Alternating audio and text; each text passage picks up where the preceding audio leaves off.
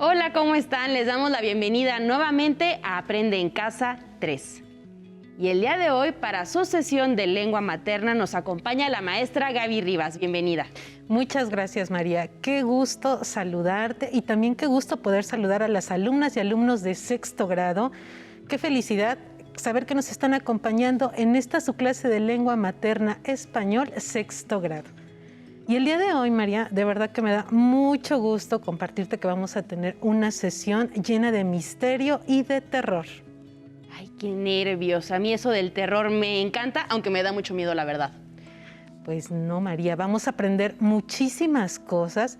Y fíjate que también, pues aquí vamos a comentar lo que estuvimos con anterioridad abordando sobre las características del cuento de terror.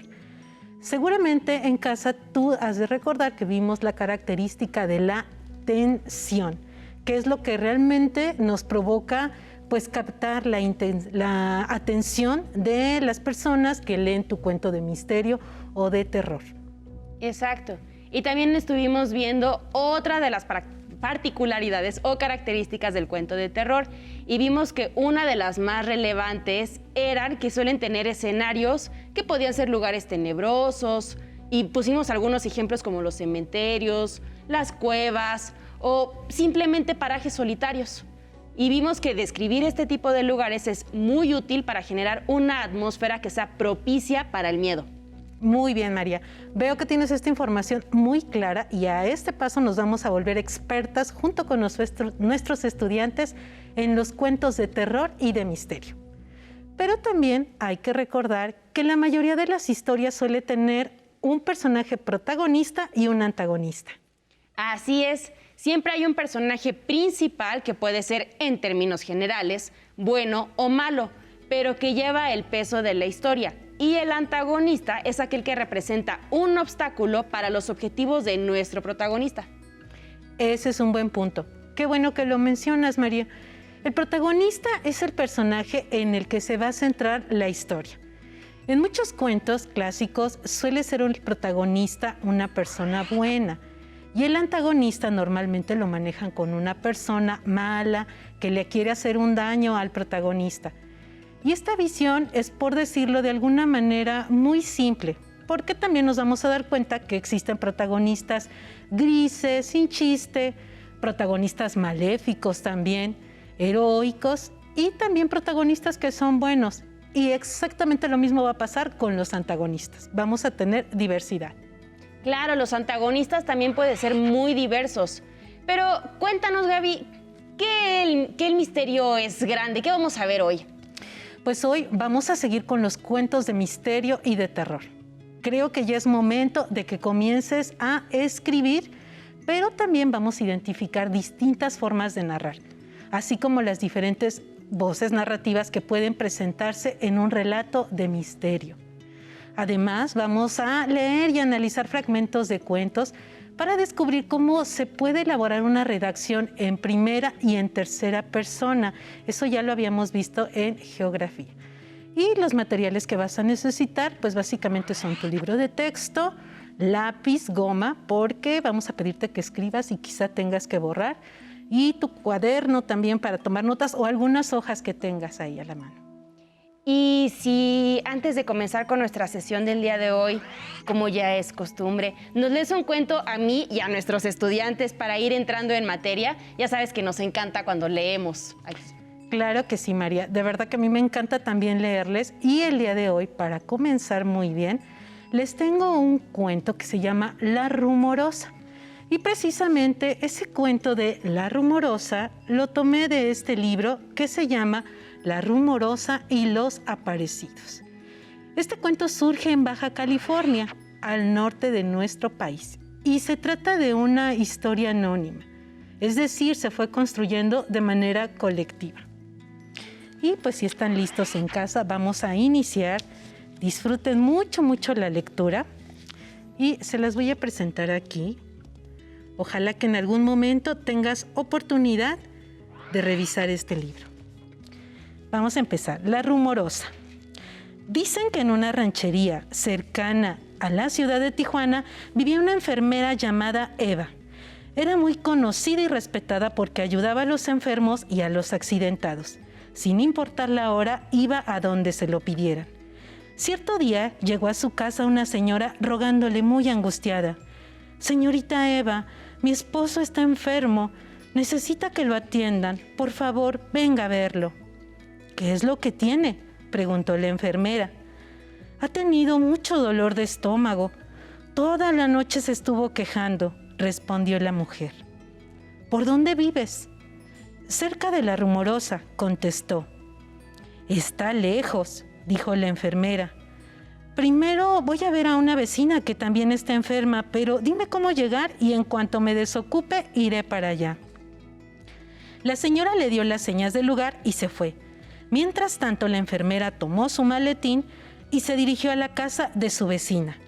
Terminada su visita, salió rumbo a La Rumorosa, caminando bajo el calor intenso del mediodía, pero en su prisa por llegar a donde le esperaban, equivocó el camino. «No veo ninguna casa», pensó preocupada. «Estoy segura que me dijo que era por aquí». Ya habían pasado varias horas desde que saliera de su casa y pronto oscurecería. Tenía hambre y sed porque el agua que llevaba se había terminado. Aún así, trató de no desesperarse. Levantó la vista y no miró otra cosa que piedras formando los enormes cerros de La Rumorosa. Una sensación de temor la invadió porque sabía historias de ese lugar en las que se hablaba de aparecidos, brujas y quién sabe cuántas cosas más. Decidió volver a caminar y, guardando su miedo, se metió entre aquellos cerros. Con la noche, las enormes piedras que se encontraban por todos lados se transformaban en horrendas personas y animales que gritaban su nombre. «¡Eva! ¡Eva!».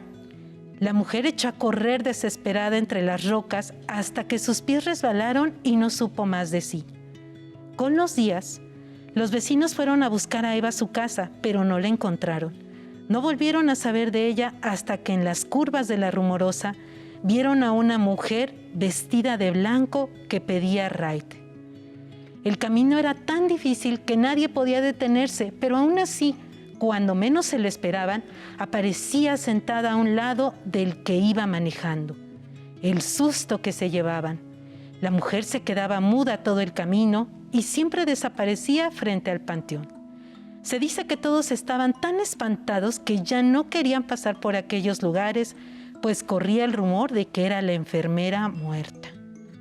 Otros cuentan que en la Cruz Roja de Tecate muchos pacientes han sido atendidos por una misteriosa mujer que era muy cuidadosa en las curaciones y desaparecía siempre que llegaba la enfermera de turno. A pesar del susto que les dio ver cómo se desvanecía, la mayoría coincide en que siempre los favoreció.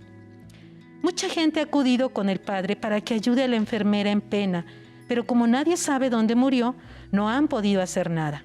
Así, la muerta seguirá vagando por los caminos de La Rumorosa durante muchos años más. ¿Qué te pareció, María? Qué cuento más interesante, la verdad. Y creo que también es muy pertinente porque aquí queda muy clara la importancia del escenario. ¿No creen en casa? A mí sí me lo pareció. Es verdad, María. El escenario en este cuento es determinante. Si la enfermera no se hubiera perdido en el camino, otra sería la historia. Sin embargo, también es importante resaltar que en este cuento no hay un antagonista. ¿Se dieron cuenta ustedes ahí en casa? Este es un ejemplo de que no necesariamente las historias necesitan un protagonista y un antagonista. Hay muchas formas de narrar. Tienes toda la razón. Ahora que lo estás mencionando me doy cuenta de ello y es cierto, no hay un antagonista y esto nos ayuda a tener un panorama más amplio de las posibilidades para escribir nuestra historia. Y oye, Gaby, otra característica que a mí me gustaría resaltar es que La Rumorosa es un cuento que está escrito en tercera persona, ¿no? Así es, María. Y eso es lo que más me interesa que ustedes se den cuenta en casa. María, el cuento de La Rumorosa lo relata un narrador omnisciente. Eso quiere decir que todo lo sabe y que todo lo ve. Y esa persona es quien nos va a contar poco a poco este cuento, esta historia, y también aquí pues nos dice cómo se perdió la enfermera en ese lugar tan solitario. Las historias obviamente se van a contar desde miradas diferentes y con eso estamos iniciando el tema de hoy. Las narradoras o los narradores van a ser quienes construyen las historias, los que van a ir describiendo los sucesos. Y pues podemos contar las historias, por ejemplo, en primera persona, es decir, cuando tú eres el protagonista y también ese protagonista está participando en la historia y nos va a contar sus vivencias. Pero también existen las historias que pueden contarse en tercera persona. Y esto quiere decir que es el narrador el que observa y cuenta lo que está pasando, sin precisamente ser parte de esa historia. Pero este narrador omnisciente en tercera persona lo ve y lo sabe todo respecto a lo que está narrando. Cuando escribimos en primera persona, nosotros somos los protagonistas de nuestra historia. Es como si habláramos de nosotros mismos. Somos en ese momento el personaje de nuestra historia. En cambio, cuando escribimos en tercera persona, es como si estuviéramos contando lo que sucedió a alguien más. Claro que sí. Y justo en este momento está apareciendo esta información tan importante que nos está comentando María, y esas son las funciones del narrador. Las historias necesitan que alguien nos la cuente, porque el narrador, al ser quien cuenta, también es él el que organiza los hechos y el que dispone de qué manera va a ir contando estos eventos. Es decir, el narrador tiene el control absoluto de cómo nos va a contar la historia. Él a veces es testigo, pero también es el que explica, expone el conflicto, quien te da pistas para entender los sucesos, te cuenta hechos reales o pueden ser inventados. El narrador, como pueden ver, puede tener muchas funciones dentro de una historia. Ya voy entendiendo mejor. La función del narrador es un poco más que solo contar la historia. Por ejemplo, cuando alguien alrededor de una fogata cuenta una anécdota, es un narrador y necesita organizar las ideas, explicar con detalle los momentos claves. En realidad es todo un arte contar historias. Claro que sí. Y de esto creo que nuestros abuelitos tienen bastante experiencia, porque contar historias es un arte. Y es un arte que todos practicamos, pues en algún momento todos hemos contado alguna historia. Por ejemplo, se me ocurre que vas a la tienda y te ocurre algo, o ves algo, regresas a tu casa y te vuelves narrador. Tú vas a dar cuenta de lo que viste, lo vas a contar pues desde tu punto de vista personal y vas a tener ese control absoluto de la historia. Quienes te escuchen en casa obviamente no saben lo que te pasó cuando fuiste a la tienda, por ejemplo, y dependiendo de cómo articulamos lo que vivimos en la tienda, la historia puede variar de muchos modos. En pocas palabras, al ser narrador, pues vamos recreando lo que vimos con nuestras propias palabras. A mí me gustan mucho, por ejemplo, los cuentacuentos o los narradores orales, que son personas que se dedican a eso, a contar historias, y casi siempre historias que ellos pues no escriben, pero que como en el teatro o en las radionovelas tienen que echar mano de muchas de las técnicas de un creador para que el cuento sea interesante. ¿Qué te parece, María, si para ahondar en este tema escuchamos un par de fragmentos de un cuento para identificar el uso de la primera y la tercera persona, que justamente son las voces narrativas? Y este texto se llama Abuela Reina. Entonces te lo voy a leer, lo vamos a leer primero en tercera persona y dice así: el cuarto de su abuela era un recinto sagrado. Artemio no se animaba a asomar siquiera la nariz en él, a menos que la abuela saliera y dejara la puerta abierta. Era una habitación luminosa, siempre limpia y con un exacto acomodo de los objetos. Y aunque todos los muebles, la colcha y los pequeños adornos eran de colores pastel, no dejaba de ser una habitación intrigante. La luz que entraba al cuarto por la ventana parecía ser desinfectante, como si el sol y su brillo llegaran a limpiar el olor húmedo a crueldad encerrado por las noches. La abuela de Artemio siempre vestía elegante. Ella era indígena chol del estado de Tabasco. Le gustaba confeccionar su ropa y vestirse como si fuera la reina de Inglaterra. Así que escucharla hablar chol enfurecida, ataviada con sus extravagantes sombreros y su bastón con empuñadura de plata, le daban un aspecto imponente. En varias ocasiones, Artemio tuvo la punta de ese bastón hiriendo su panza con alguna sentencia amenazante de la abuela. Qué barbaridad, Gaby. Parece que Artemio no es muy feliz con su abuela. Y es interesante ver este tipo de narraciones en tercera persona. Por ejemplo, cuando el narrador habla del personaje, utiliza pronombres personales como él o ella, que son pronombres que están en tercera persona. Y de esa manera nos podemos dar cuenta que la narración se refiere a alguien. Otra forma de identificarlo es cuando el narrador se refiere al personaje por su nombre. Y de esa manera es fácil darse cuenta que estamos ante un texto en tercera persona. En el texto de la abuela, cuando se habla de los personajes, se dice Artemio o la abuela. Muy buena explicación, María. Espero que en casa hayan puesto mucha atención y que vayan tomando nota, porque María nos acaba de mencionar algunos elementos de un texto en tercera persona. Ahora, María, ¿qué pasaría si en vez de la abuela de Artemio utilizáramos el pronombre posesivo y dijéramos mi abuela? ¿Tú en casa te imaginas el mismo texto en primera persona? Vamos a leerlo, a ver qué les parece. Bien, dice, el cuarto de mi abuela es un recinto sagrado. Ni siquiera me animo a asomar la nariz en él a menos que mi abuela salga y deje su puerta abierta. Es una habitación luminosa, siempre limpia y con un exacto acomodo de los objetos. Y aunque todos los muebles, la colcha y los pequeños adornos son de colores pastel, no deja de ser una habitación intrigante. La luz que entra al cuarto por la ventana parece desinfectarlo, como si el sol y su brillo llegaran a limpiar el olor húmedo a crueldad encerrado por las noches. Mi abuela siempre viste elegante. Ella es indígena chol del estado de Tabasco. Le gusta confeccionar su ropa y vestirse como si fuera la reina de Inglaterra. Así que escucharla hablar chol enfurecida, ataviada con sus extravagantes sombreros y su bastón con empuñadura de plata, le confieren un aspecto imponente. En varias ocasiones he tenido la punta de ese bastón hiriendo mi panza con alguna sentencia amenazante que mi abuela profiere con furia. Como pudieron leer, la misma historia puede escribirse en primera o en tercera persona. Y aunque la historia no cambie, el punto de vista y cómo se puedan sentir las acciones, eso sí cambia. Este ejercicio es muy divertido, ¿no creen?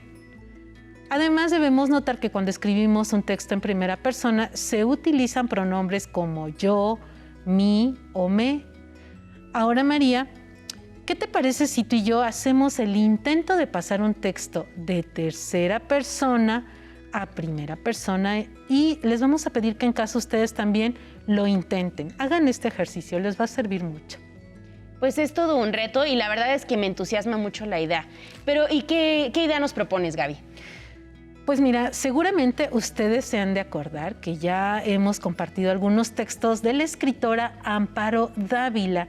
Entonces vamos a hacer algo arriesgado con ese texto de esta artista mexicana que es tan admirada, sobre todo por sus cuentos de terror y misterio.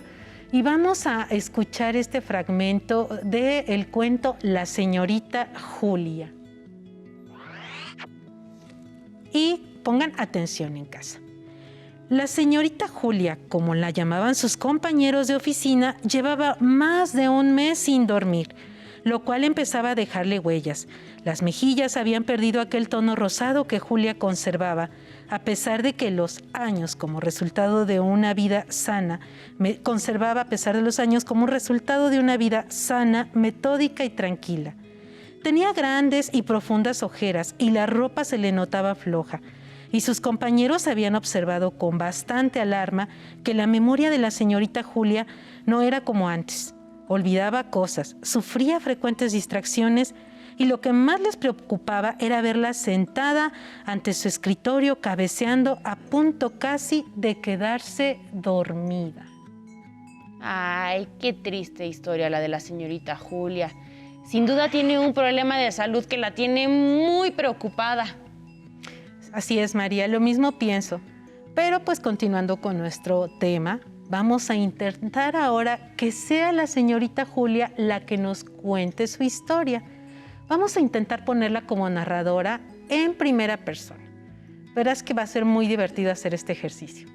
Ay, Gaby, la verdad es que ya me puse nerviosa porque lo estoy intentando hacer en mi cabeza y no es tan fácil como yo pensé. No te preocupes, María. Vamos a hacerlo paso por paso y vamos a ver qué sucede. Trabajar con las palabras siempre es divertido. Entonces, cuando vayas leyéndolo, te vas a dar cuenta cómo va quedando tu texto. Y si pusieron bien atención, al principio del texto dice la señorita Julia, cómo la llamaban sus compañeros de oficina. Y ahí tenemos en la lámina precisamente este texto. Y pues te voy a pedir, María, que me acompañes leyendo cómo está en tercera persona y cómo nos queda en primera persona. Claro que sí. Texto en tercera persona, dice la señorita Julia, cómo la llaman sus compañeros de oficina.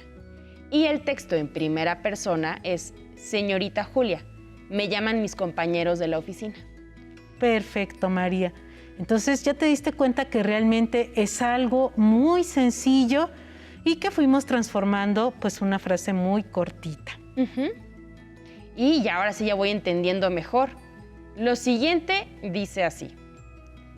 Llevaba más de un mes sin dormir, lo cual empezaba a dejarle huellas.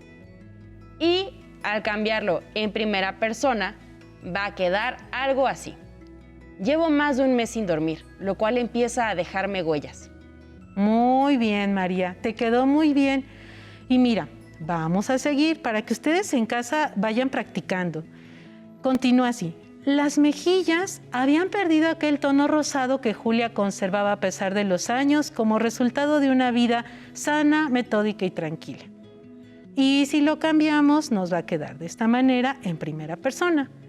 Mis mejillas han perdido aquel tono rosado que conservaba a pesar de mis años, resultado de una vida sana, metódica y tranquila.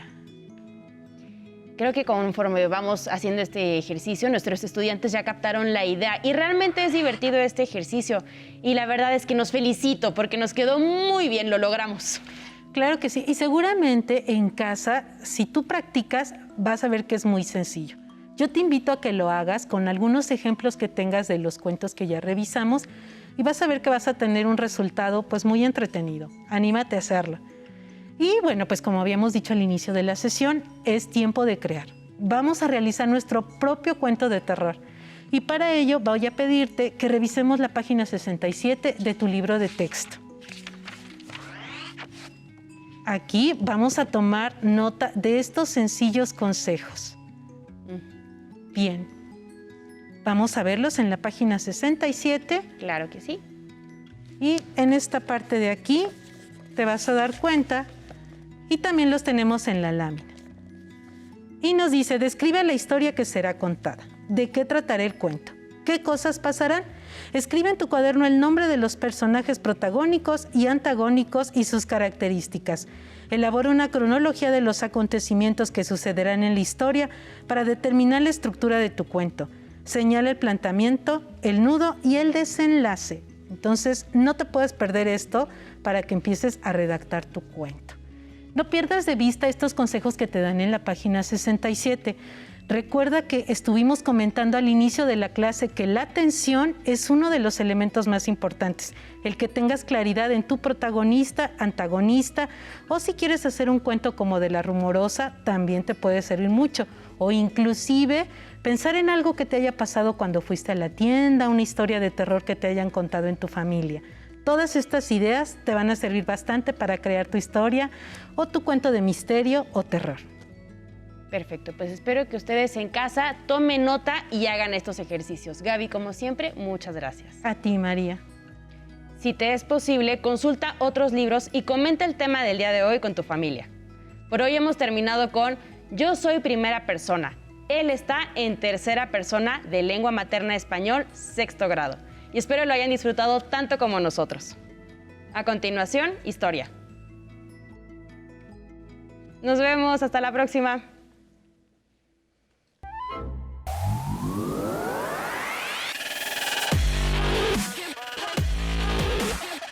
Recuerda, entre clase y clase, activa tu cuerpo. Ok, vamos a trabajar pierna.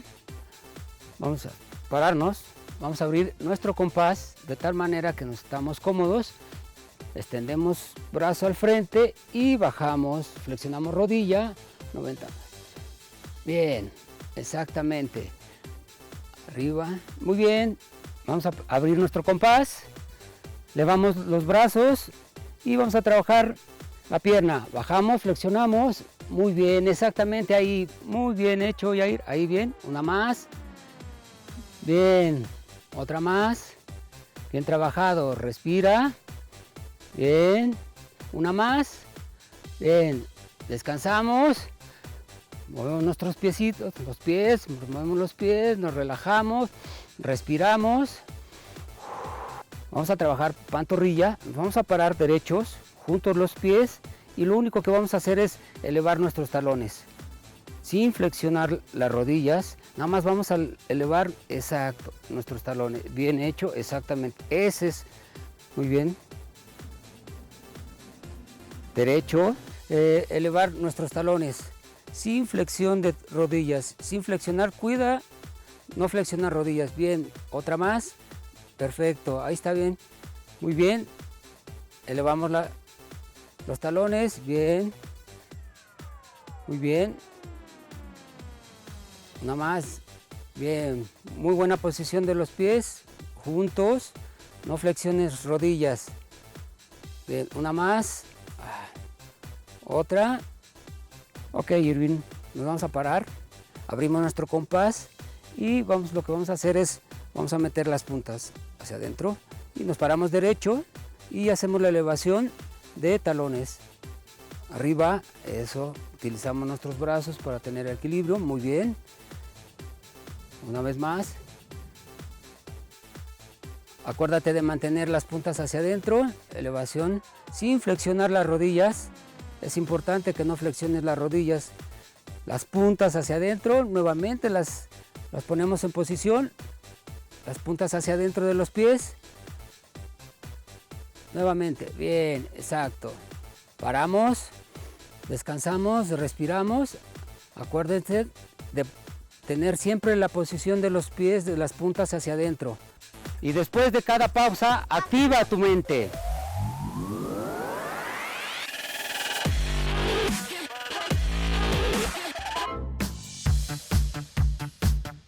Si necesitas ayuda para resolver tus dudas, contáctanos.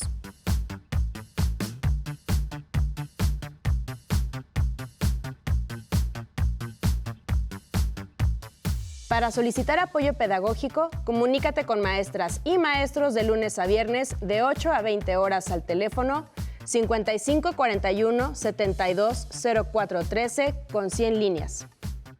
También puedes encontrar los libros de texto en la página conaliteg.cep.gov.mx. Si quieres volver a ver los programas de Aprende en Casa, los puedes encontrar en la siguiente liga, aprendeencasa.cep.gov.mx. Cuando era pequeña, creía que las estrellas serían mi pasión y pasaba horas viendo al espacio y todo lo que aún había por descubrir. Y aunque en casa el estudio siempre era lo más importante, mi mamá me decía, creo que sería buena idea que seas maestra. Y mi papá le contestaba, creo que es más seguro que seas dentista. Mi curiosidad me llevó a estudiar física, pero fueron mis ganas de conectar con el lado humano de la ciencia lo que me llevó a estudiar física médica. Después de muchos años, mi esfuerzo y mi estudio me llevaron a colaborar en el Organismo Internacional de Energía Atómica, convirtiendo mi pasión en un orgullo que nunca podré olvidar. Los límites solamente se crearon para marcar la distancia hasta donde tú quieres llegar.